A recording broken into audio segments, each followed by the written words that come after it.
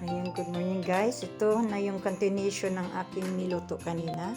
Since nagising na yung aking alaga, ito na hinihanda ko na. Ayan yung tilapia na prito, pakbit at saka brown rice. Nagawa na lang ako ng sausawan. Dito ko talaga nilalagay para takpan na lang kasi magagamit pa yan later.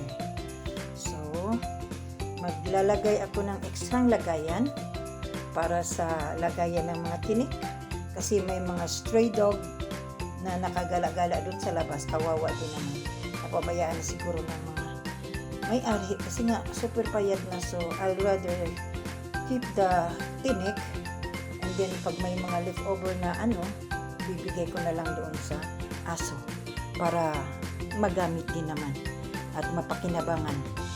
Okay, thank you for watching guys. Salamat ng marami. Ito, ilagayan ng tinik. This is for today's menu. Ito yung pagkain ng aking alaga. Biyernes. Walang pasok. Okay?